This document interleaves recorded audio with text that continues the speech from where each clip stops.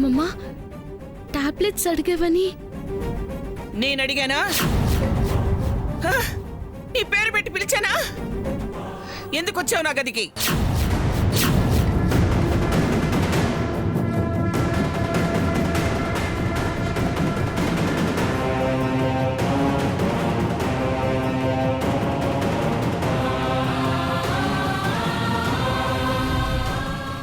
చెప్పు సూర్య.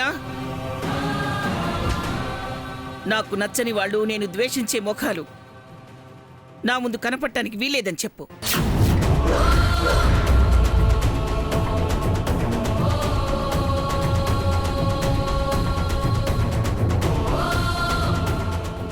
మీ తాతయ్యని చంపిన కుటుంబం నా ఎదురుగా తారాసపడే ధైర్యం చెయ్యొద్దని చెప్పు.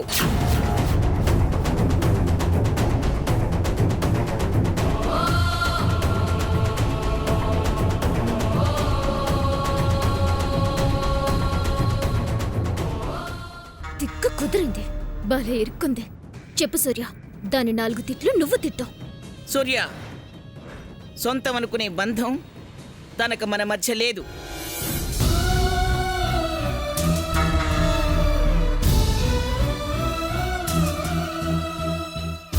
హక్కుగా తిష్టవేసింది వాటాదారిగా మాత్రమే, వజ్రపాటి వారసురాలి హోదాలో కాదు.